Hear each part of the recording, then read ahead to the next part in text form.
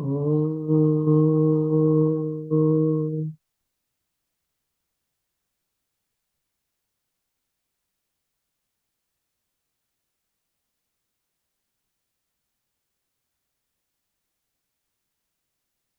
Om.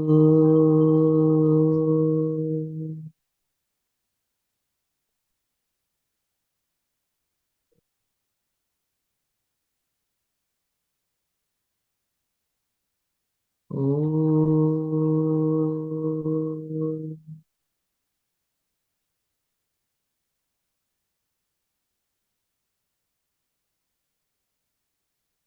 Om Sahana Bhavatu Sahanau Bhunaktu Sahaviryam Karavavahai Tejasvinavadhitamastu ma vidvishavahai. Om Shanti Shanti Shantihi. Narayanam Namaskritya Naram Chaiva Narottamam Devim Saraswatim Vyasam Tato Jayamudiraye.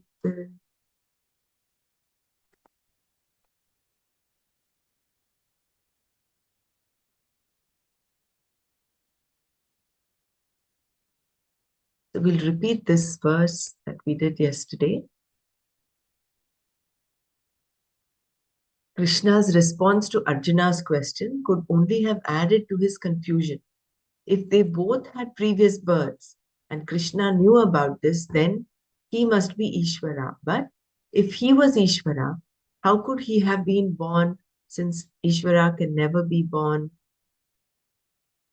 Krishna explains all this to Arjuna in the next few verses. Ajopi sannavyayatma bhutanamishwaropi san prakritim swamadhisthaya sambhavamyatma mayaya. So even though being one who is unborn, one whose knowledge does not wane, and also being the Lord of all living beings, still wielding my own Prakriti, I, as though, come into being by my own creative power. This we did yesterday.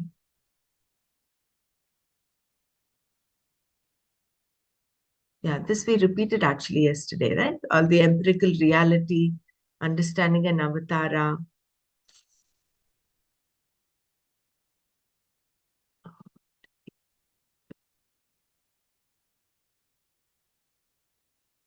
No, we'll do this one more time. We decided we'll do it one more time. So,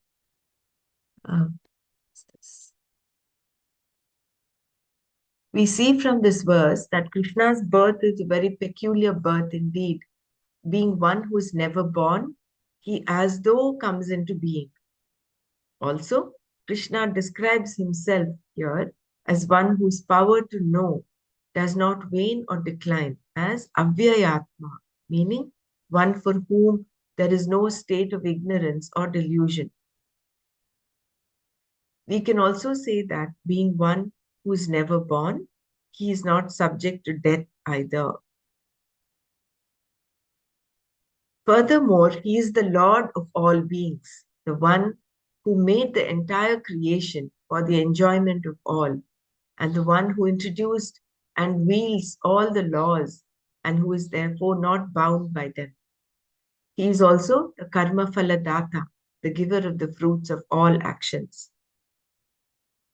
Ishvara is the cause for the entire creation, both the subtle world, Sukshma Prapancha, and the physical world, Sthula Prapancha.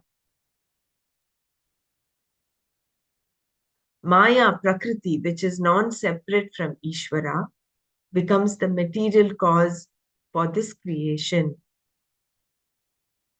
And wielding this Maya, his Shakti, he as though comes into being in the form of this creation. Since Krishna as Ishvara is on one side of Maya and Arjuna was on the other side, Arjuna could not see him as he was.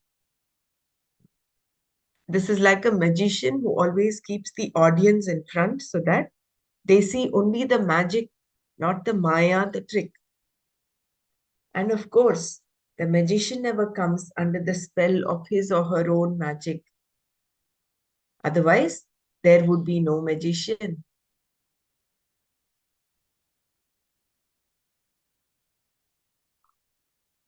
Because you, a jiva, are within Maya itself. You do not wield it, whereas Ishvara does. Therefore, the difference between the jiva and Ishvara is based solely on which side of Maya they are on. Krishna wields the Maya because of which the entire world and its beings exist.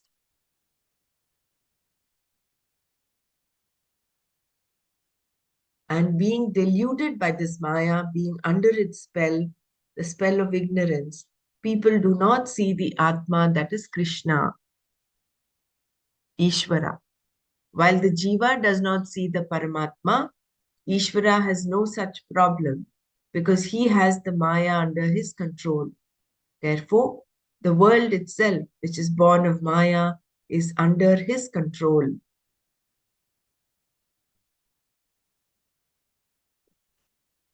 The idea being conveyed here is that the Jiva does not know his real nature, Swarupa. This not knowing one's Swarupa is called avidya, ignorance. Whereas, as Ishvara Krishna can say, as he did here, keeping my Maya under my control, I become one who as though has a body. This is the definition of an avatara.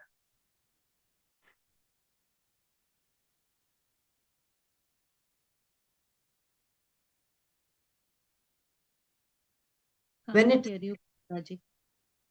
can't hear me, Yeah, in between two, three sentences, maybe you have spoke, but we couldn't heard it. okay, is it audible now? Yeah, yeah. Because my volume is full. Maybe it's the internet. I'm not sure whether that's shaky a bit. So when it is said that an avatara is one who comes down, do you want me to repeat something that I did last paragraph? So the idea being conveyed here is that the jiva does not know his real nature, swarupa. This not knowing one's swarupa is called avidya, ignorance. Whereas, as Ishvara, Krishna can say, as he did here, keeping my Maya under my control, I become one who as though has a body. This is the definition of an avatara.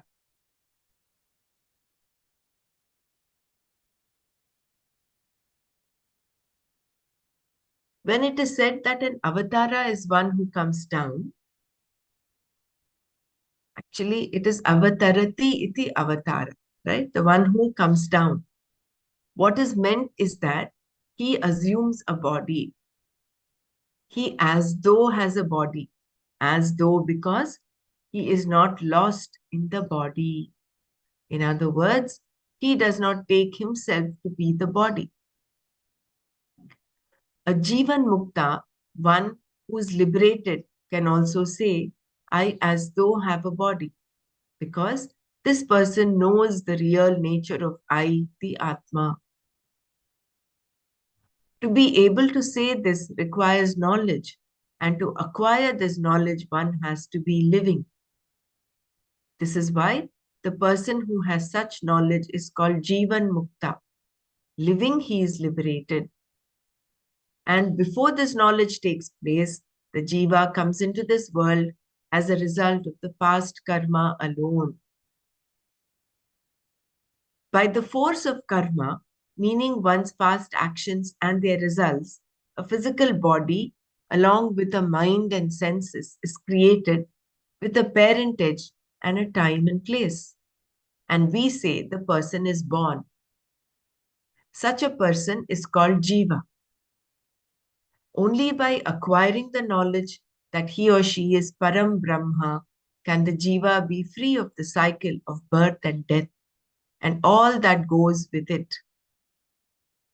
Knowing thus, the person is free, but the body continues to exist because it is the creation of Ishvara, Ishvara Srishti.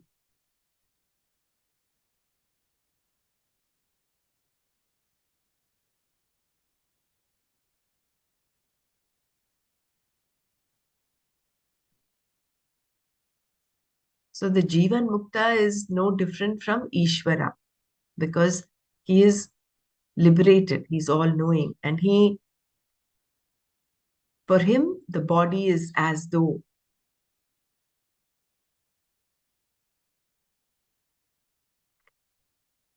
while the Jiva is born of his past karma, an avatara is born, assumes, as though assumes this body,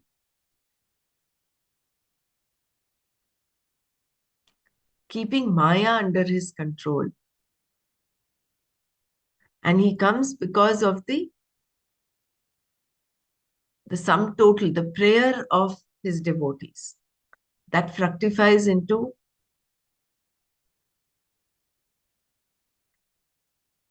avatar, I mean. into the avatara. Yeah. Mm. So omniscience does not require a mind. Thus, Krishna tells Arjuna here that as Ishvara, he keeps the Maya under his control. His powers, the Jnana Shakti, power to know. But 1 second, Dr. Brahma. So far that two things, right? One is for Jiva was born because of the past karma.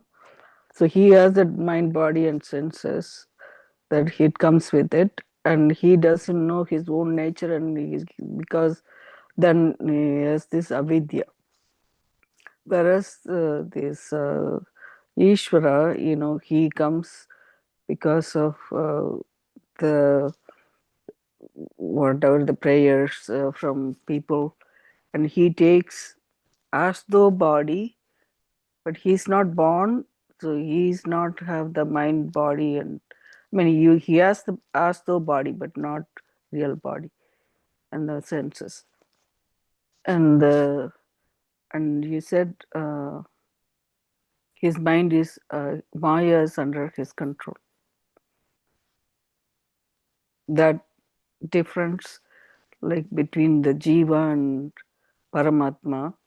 So he trying to make this point because Arjuna doesn't remember his previous birth. That reason that this is come up,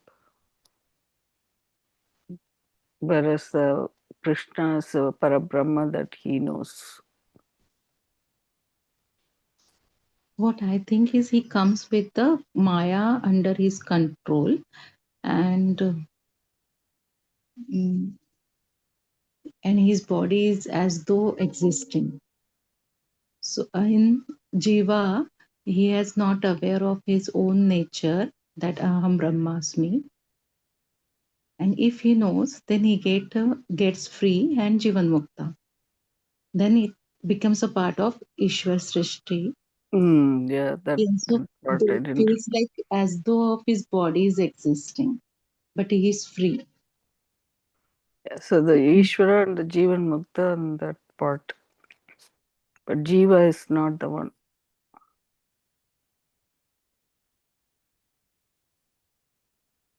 See, in order to gain this knowledge, you need to be living, right? correct? Mm-hmm. So, Jivan Mukta is one. Who is a Jiva? Initially, is a Jiva like you and me. Right. But because he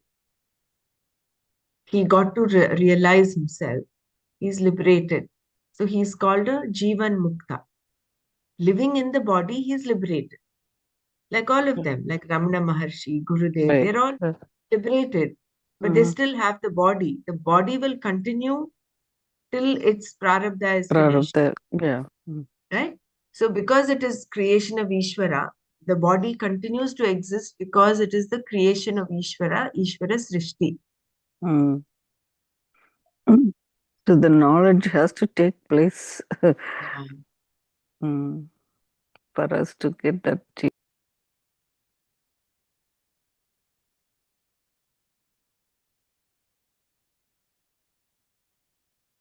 So, what is the difference between Ishwar Srushti and Jiva Srushti? Only then, even if knowing our nature, we are in the Ishwar Srushti. So, Jiva may be not knowing their own nature also, like animals and all. That is the Jiva Srushti then. But it also comes under the Ishwar Srushti because it is. The whole thing is Ishvara Srishti. Ha. So, okay, thank you. The whole universe is Ishvara Srishti. Stula Prapancha and Sukshma Prapancha, the whole thing, right?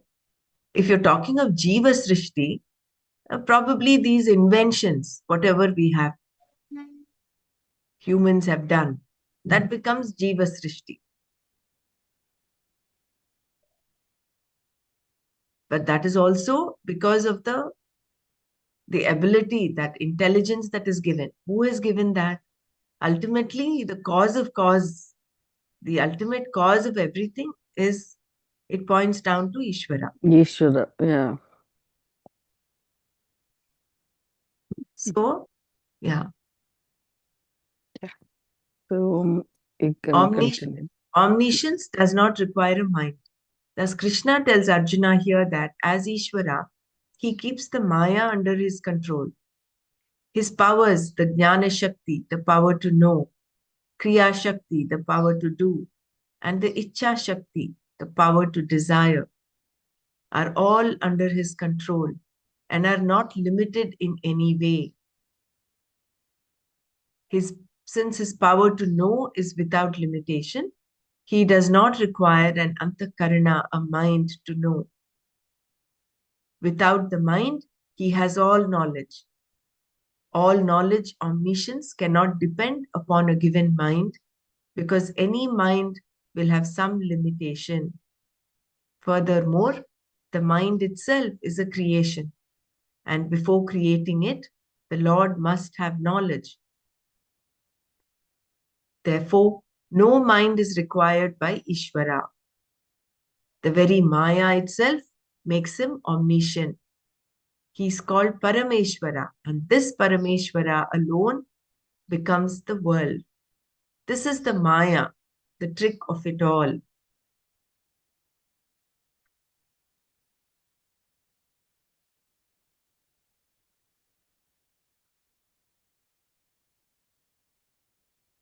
When you look at the Maya, Manakin,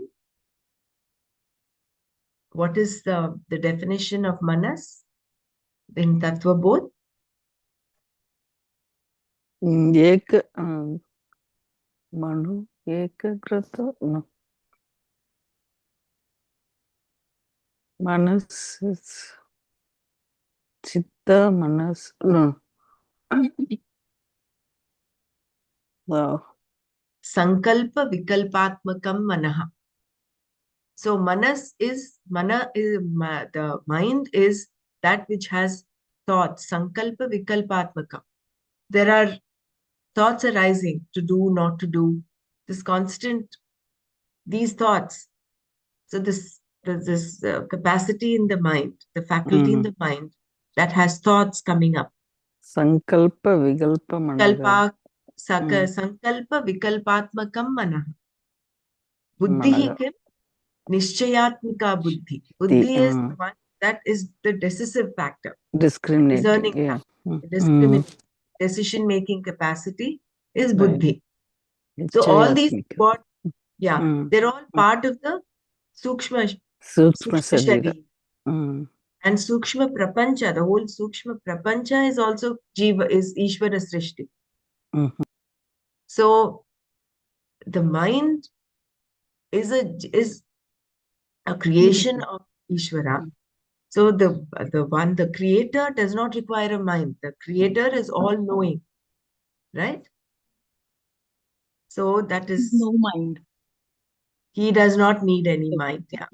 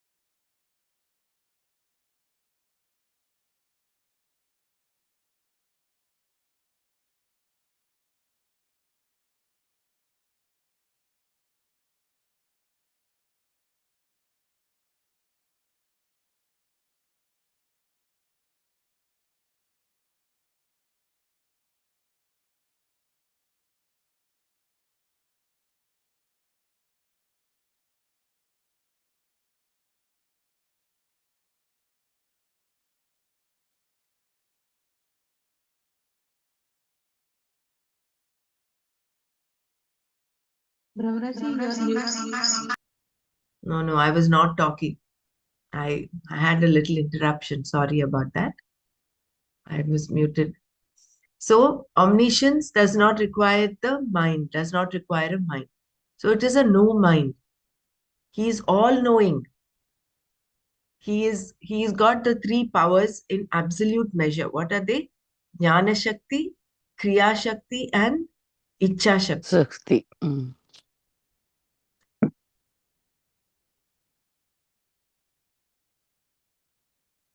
So, this Maya Memsab is the one that is very difficult to understand.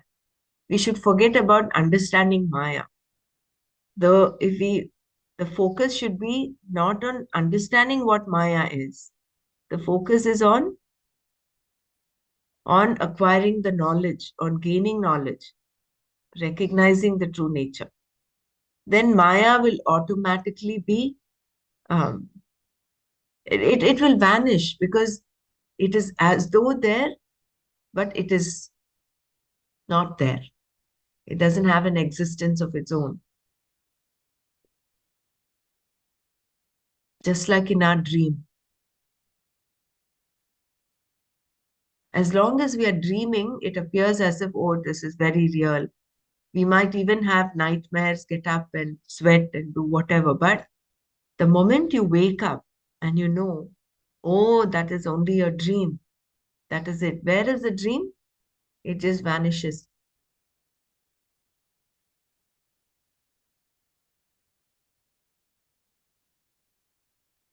Yeah. An understanding of Avatara. In order to understand the Vedic and Puranic literature, one needs to have some understanding of the concept of Avatara. In the Bhagavata, Ramayana, and the Mahabharata, Rama, Krishna, and certain others are presented as avatars. Avatara means God incarnate. Because of its significance here, this concept will be analyzed briefly in terms of orders of reality. In general, we can divide the orders of reality into three. This is what we had to repeat. Yesterday, I just did one complete reading. So we'll pay attention to this. So we can divide the orders of reality into three. One is the absolute reality, Paramarthika, that which is Satya Jnana Ananta Brahma, free from all attributes, and upon which the entire world depends. Then there is the empirical reality, Vyavaharika, which accounts for the world and all that is in it: space, air, fire, water, the earth, sun, moon, and stars, the natural laws, and so on. Included in this order of reality are the various situations that cause joy and sorrow, as well as your physical body, mind, and senses. All means and ends, sadhana and sadhya, also have an empirical reality, some of which are already known to you and others are revealed by the Veda. There are certain Vedic rituals, for example, that are prescribed for having a child or going to heaven, or for going to heaven. The heaven mentioned by the Shastra is considered to be as empirically real as a material object here in this world. Thirdly, there is a purely subjective order of reality, pratibhasika, such as that we experience in a dream.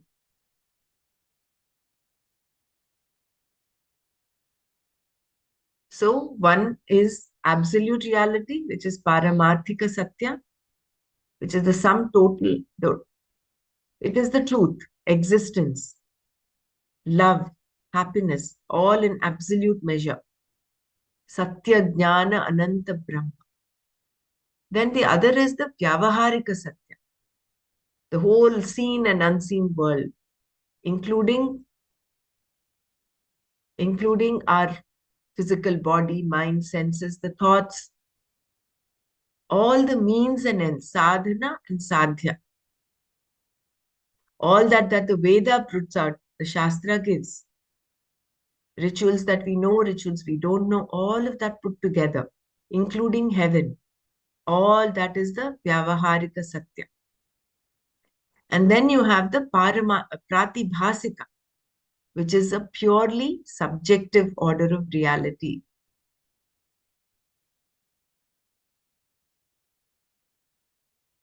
This Pratibhasika is subjective, it is individualized. What goes on in my mind right now is different from what goes on in any of your minds. It is, and it is subjective. It is based on my attitude, my thinking, my understanding, how I perceive the world. That becomes the Pratibhasika. So if I have a lot of prejudice, I have a lot of bias, that is exactly how I will see the world and see people in the world. Whereas if I am clear like a clean mirror, my antakarana is shuddha, then I will see the world as it is, as the empirical reality. And then there is an opportunity for, because this whole empirical reality is a reflection of the Paramarthika Satya.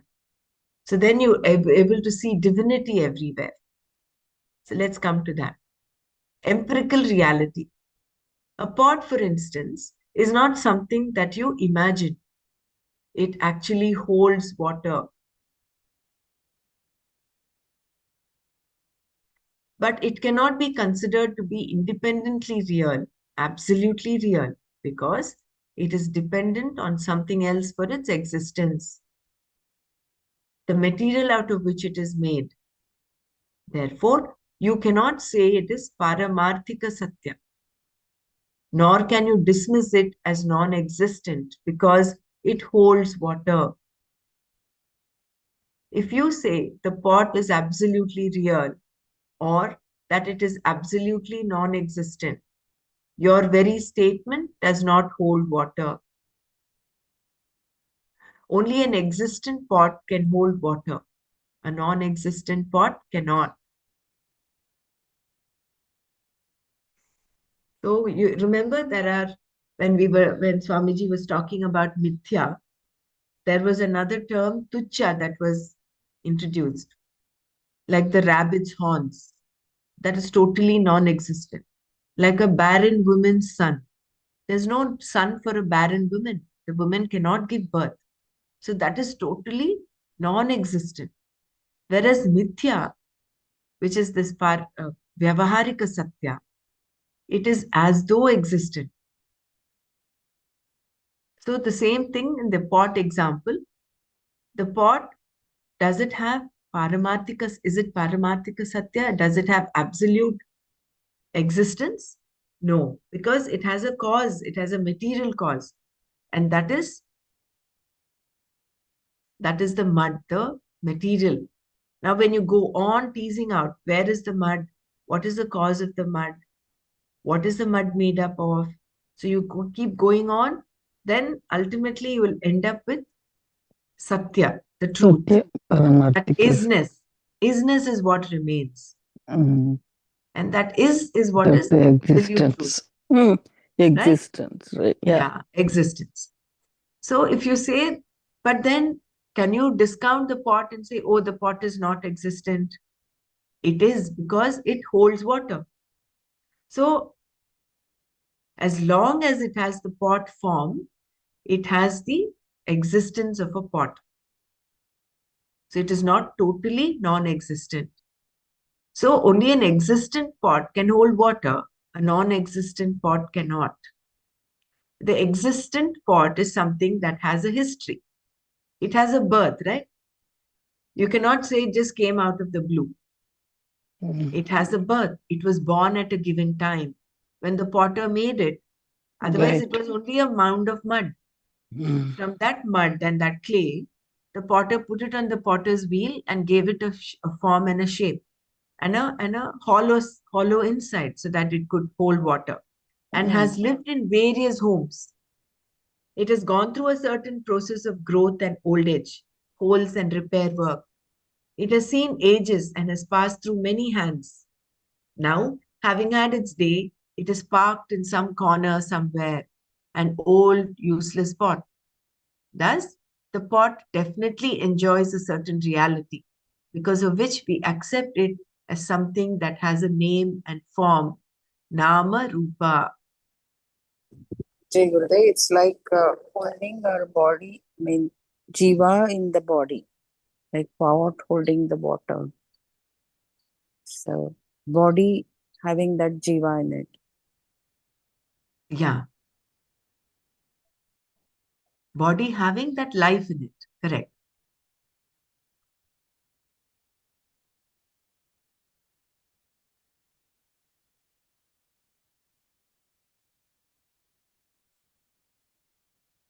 Thus, the pot definitely enjoys a certain reality, because of which we accept it as something that has a name and form.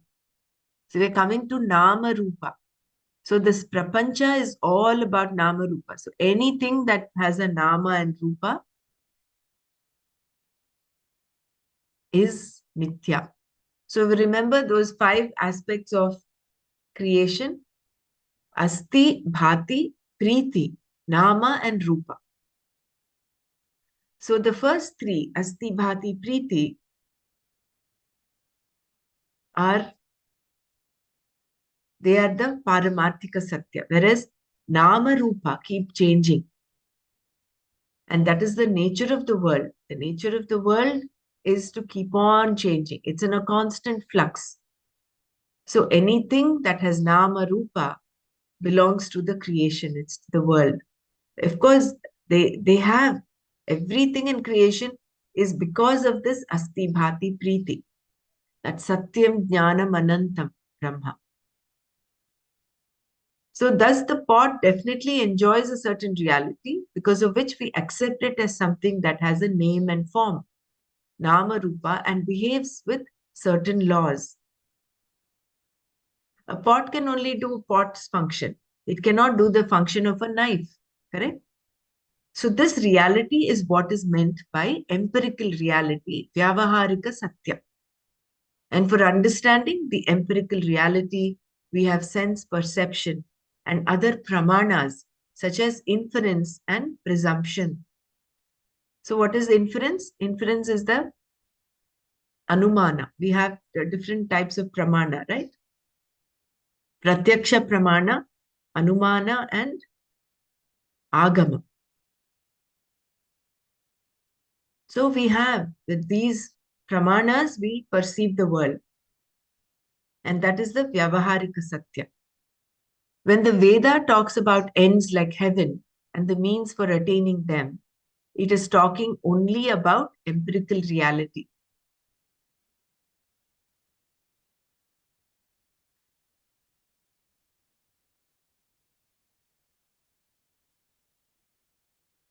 If heaven is a place, it is something within the creation, and therefore it is included in this order of reality. The various rituals enjoined by Veda imply a doer, karta, who must perform certain karmas in order to achieve the desired ends. Since the means and end are interconnected, the means also have an empiricality, whether they involve worldly action, laukika karma, or scriptural injunction, vaidika karma. Because means and ends are all dependent upon something else, they are not absolutely real. Therefore, they are not paramarthika, but vyavaharika, being totally within the empirical sphere.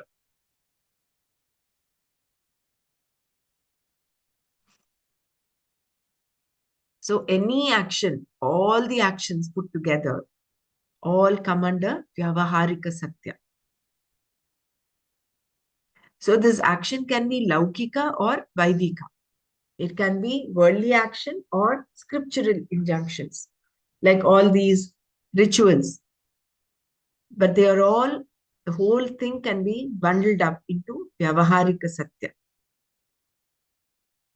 The word empirical is the closest English translation there is for Vyavaharika, which covers everything known and unknown within the sphere of the creation that is not created by a given mind. It includes everything that is understood at a given time. It also includes all that is not understood now, but that may be understood later.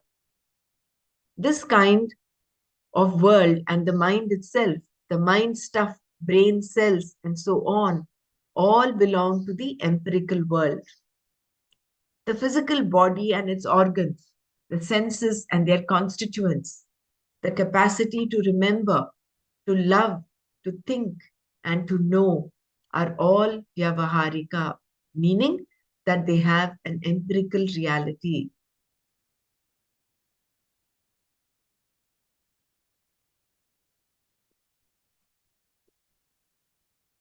Vyavaharika basically means that all these things that we are doing, right, with the Seen and mind. unseen world, Yeah, all that is there in creation, the Sthula Prapancha as well as the Sukshma Prapancha. Sushma Prapancha. Even the capacity to remember, see the capacity, our memory, intellect, Mem- mind, mm, all that comes under Vyavaharika Satya. Vyavaharika. Earlier you said about Lavhika Karma and Laukika, Badi Karma, Vaidika Karma. Vaidika Karma. What is that? That comes under this All that comes under Vyavaharika. Vyavaharika, all the actions. See, Lavhika is basically what we are doing day to day things, right? day to day, For correct, the correct. Vaidika is more scriptural, Yeah. um, Shastra based. The Vaidika karmas that we do, like uh, the And what prayer is and ast? Yeah, sorry. go ahead. What is asti bhati? Asti is right. Asti is isness, Satya. Huh. Satya's Bhati, definition is Bhati is that which is um, that which shines, like consciousness, that knowledge principle, knowledge. Okay. knowledge. Yeah. And Preeti is Hmm. Ananda, is Hmm. so Satyam, Jnanam, Anantam. Or Hmm. Satyam, Jnanam, Anandam. So any of these you can Hmm.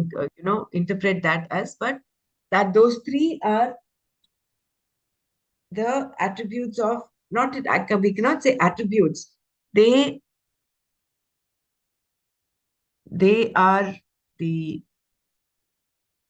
the nature of Ishvara, Param Brahma. Satya is what Kalatrayepi Tishtati iti Sat, the one that is there in all three states of time, all three realms of time. Jnana is Chit Kim Jnana Swarupaha. Sat Chit Ananda, right? So that Chit Kim Jnana Swarupaha. See, that's what we see also, no? For us in our little perception, you see a person who's well read. You see there's a glow in his eyes, no? His or her eyes. Jnana Swarupaka, yeah. Jnana Swarupaha. So Usually that they are shine. very bright. We can say Mm, like bright person, mm, right? mm. Yeah, yeah. Sat Asti is, what did he say? Kala Trayepi Kalatrayepi tishtati iti sat. Tishtati. Tishtati iti Sat. Okay. Kala That which Trayepi. exists in all the three, All three times. all three times. Yeah. So Kala Trayeti And Api Ananda Tishtati. Kaha Ananda Sukha Swarupaka. Sukha Swarupa. Very good. See, we are getting our little, we are getting Tattva Bodh, remembering it. Yeah. No, which is important. No, see, when we have these doubts, it's good to go back and go to the definitions. And that will help in clarifying so many things. Asti Bhati Priti is a Lakshana of Ishvara. Then that five Lakshana, correct. Asti Bhati Parimiti, that five Lakshanas also there. That's for the body, means human beings. Shiyate, Pari, that five words are there. Asti Bhati means it The exists. the what is Sthula Sharira is what?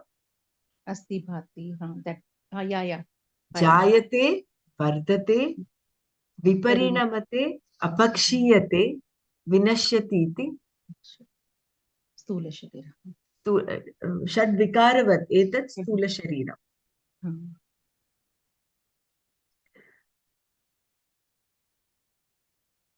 Asti Bhati Preeti is embedded in every aspect of creation, Correct. on top of which is superimposed this Nama Rupa. So what we see the world as versus what a Jivan Mukta sees the world as. Jivan Mukta sees the world as Asti Bhati Preeti.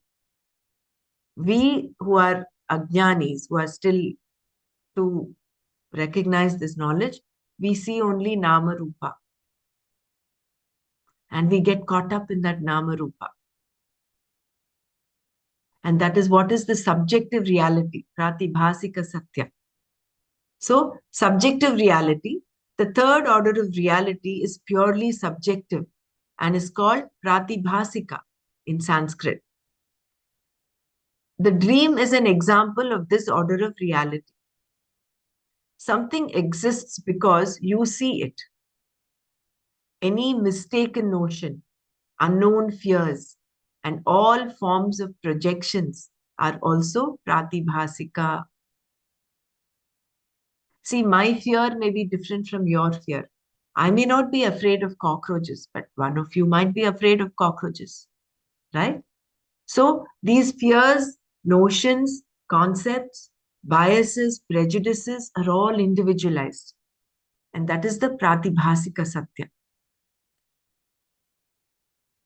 So, for instance, you take a post for a man, Sthanau Purusha Darshana, or imagine that someone does not like you. That person is not even thinking ill of you, but you assume that the person does not like you. It is a projection, purely subjective, and therefore pratibhasika. How much of our life are we spending uselessly on this pratibhasika, right? We assume, we imagine, and we get so caught up in that mind, entangled in that mind stuff. That is why Gurudev says, save your mind at all costs.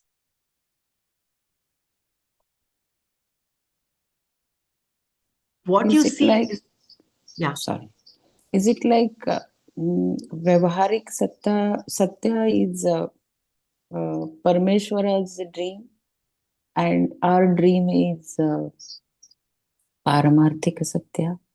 Kind pratibhasika. of Pratibhasika Satya. Yeah, there can be, right? Correct.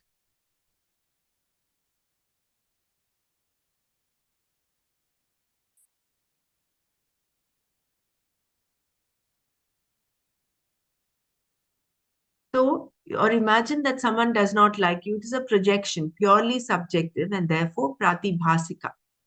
What you see is not there, but still you see it. The very seeing gives your projection a certain reality, isn't it? How many times, I mean, I can speak of myself, that I've got caught up in that web of thinking and wrong thinking. It's a delusion where you think, oh, this person is saying or thinking or doing something, something that is done. In my inner, the self-talk that I create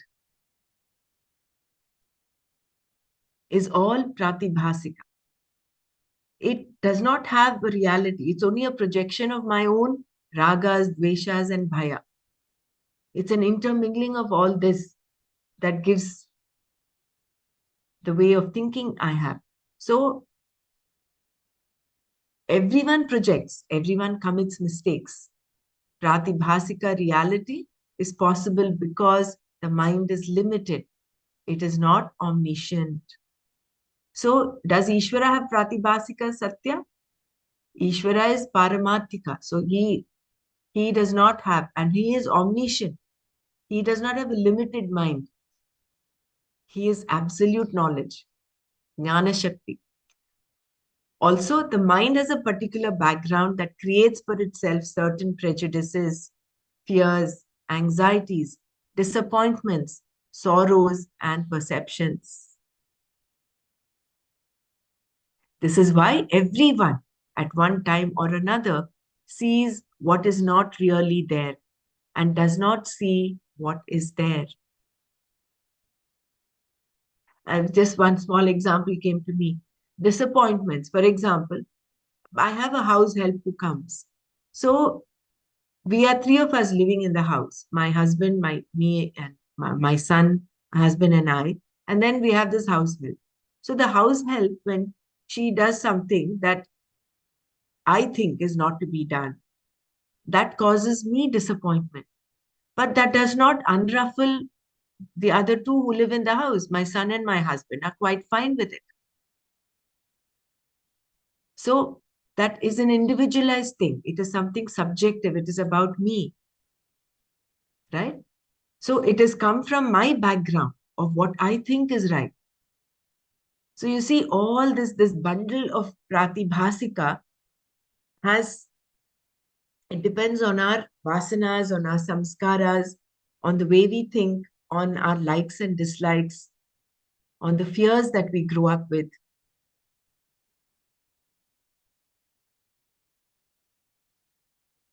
For example, even though a person has some love for you, you may not recognize it, seeing instead some dislike, simply because you happen to notice the person frowning and you know not why.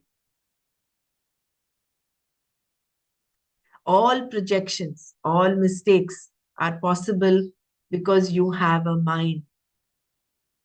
You think so, and therefore it is. And since this reality that exists only for you has no empiricality, it is called pratibhasika. I will repeat this paragraph again. So, for example, even though a person has some love for you, you may not recognize it, seeing instead some dislike, simply because you happen to notice the person frowning and you know not why. All projections, all mistakes are possible because you have a mind. You think so, and therefore it is. And since this reality that exists only for you has no empiricality, it is called pratibhasika.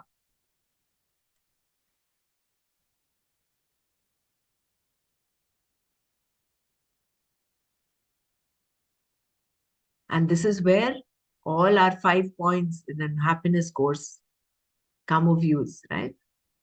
For us to polish this pratibhasika and and come out of it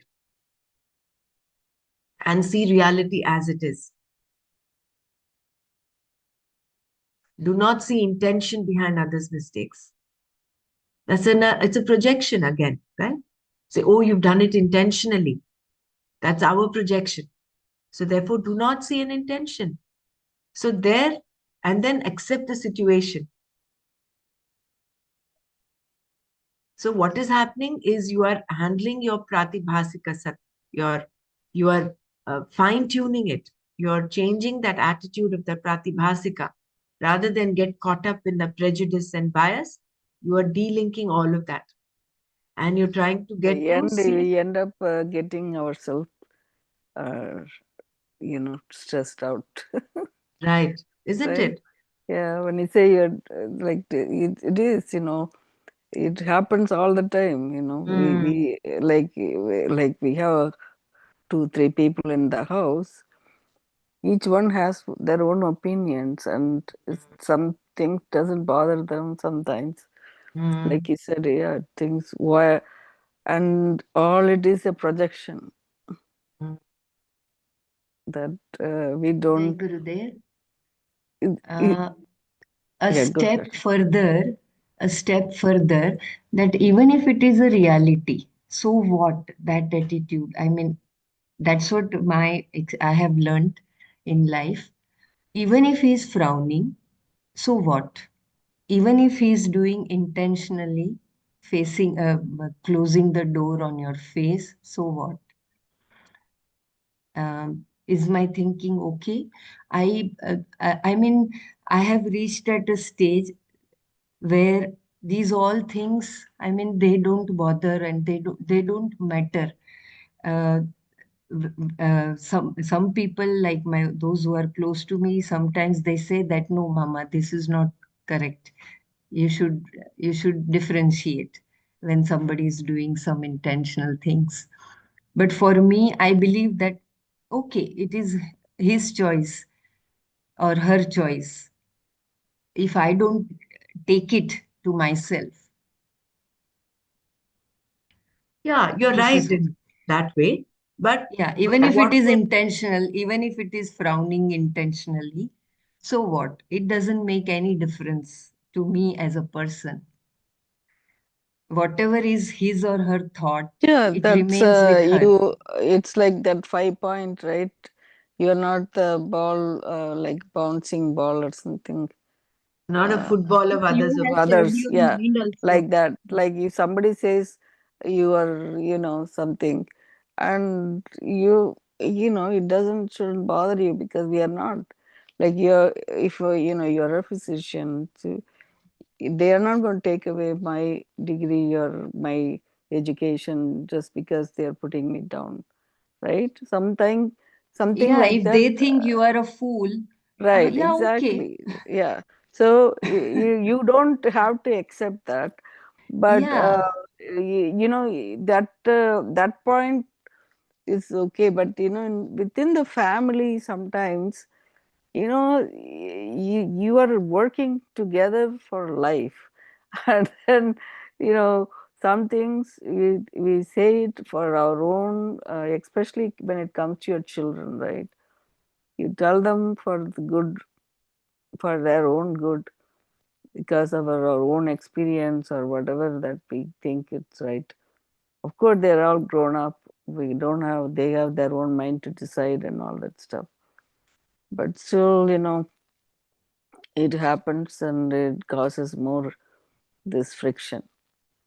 I mean, you let go of it, it shouldn't bother you. I mean, of course, we all have to live with it sometimes. Uh, like it says, the pratibhasika, how can we reduce this thing in our head or in the, it affects your heart, rather than your mind. That's what I feel like.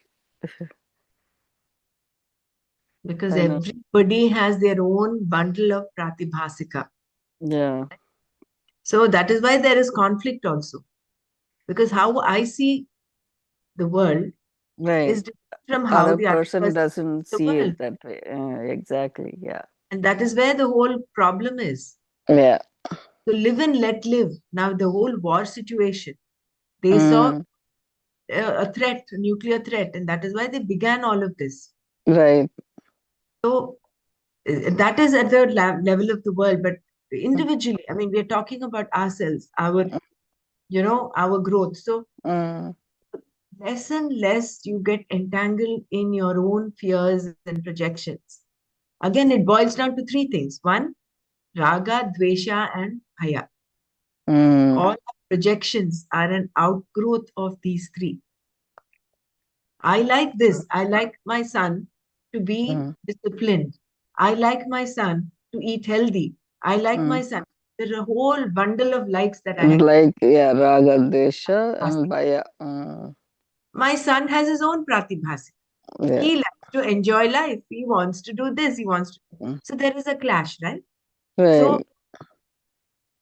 so one is understanding, and the second is not passively accepting, Bela. I was thinking of what you were saying. Correct. One thing, first step is to accept. But the second step, Gurudev says, take responsibility. It is active acceptance, it's not passive.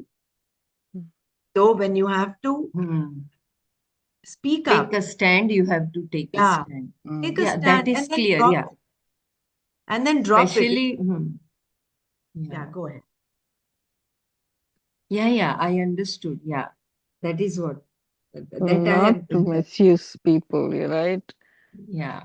Not to Yeah. become like my Don't close matter friend says, other people. you are not a tissue paper. Yeah. Yeah, Hmm. nice. So karma yoga is about getting rid of this pratibhasika satya, refining it, and seeing empirical reality as it is. And then you pursue knowledge. You're not just doing karma yoga for the sake of refining um, your responses to the world. You're pursuing knowledge. Finally, you recognize that you're nothing but Paramika Satya. So wherever there is pratibhasika reality, there is error. And wherever there is error, the correction of error must be possible. That is, knowledge must be there. Suppose, for example, you are making pastry and mistake the salt for sugar. What you want is pastry, but what you get is something quite different. Both the sugar and salt have an empirical reality because the senses are able to differentiate between them. At the same time, there is a mistake because sugar produces pastry and salt produces something else. If you use salt thinking it will make pastry, you are committing a mistake. Given this particular fact, this law, error is always possible. This is all within our experience. Atma is the self evident experience. Consciousness is experience. All experiences are strung into this consciousness by this consciousness, just as beads are held together by a string. Consciousness is there in all the three forms of experience: sleep, dream, and waking. These three experiences, severally and totally, are held in one experience called consciousness, which is all evident. I think we'll stop here. It is evident that we create our own subjective realities, and it is also evident that we are dealing with a world which conforms to an order, which behaves in an orderly way. Thus, we have a cosmos which is empirical, a chaos which is subjective, and that which is constant, Satchid Ananda Atma. This Satchid Ananda Atma seems to exist in the form of a threefold reality. For lack of a better term, we use this term, that is, the threefold reality. In fact, there is only one reality, Satya Jnana Ananta Brahma. So we'll wind up this. There are three C's. One is the cosmos, which conforms to an order of reality, which has its own laws. It goes on with. The cosmos is empirical reality, Vyavaharika Satya. Chaos is pratibhasika, whatever happens in our own small mind. And then you have the constant, which is paramarthika Satya. So the three C's, the first two C's, the cosmos and chaos, are as though. What is constant is an absolute. Truth Oh, is, that's the C you're talking about. that's the Cosmos. C. Okay, Cosmos, chaos, chaos, and constant. constant. Okay. So we'll stop here. We'll Yeah, reflect on this, mull on yeah. this, come back tomorrow for So empirical means what? It's the whole I of creation, whole of creation. the Empirical. seen and unseen. Mm, That goes on. It has its own order, right? right. You show us Paramarthik. Okay, a okay. seed sprouts, and that is the order, that is the law. So that is the Vyavaharika Satya. And then Pratibhasika Satya.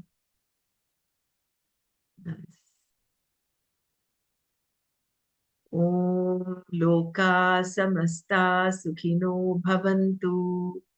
Om Shanti Shanti Shanti. Om Tat Sat. Shri Krishna Arpanamastu. Jai Gurudev.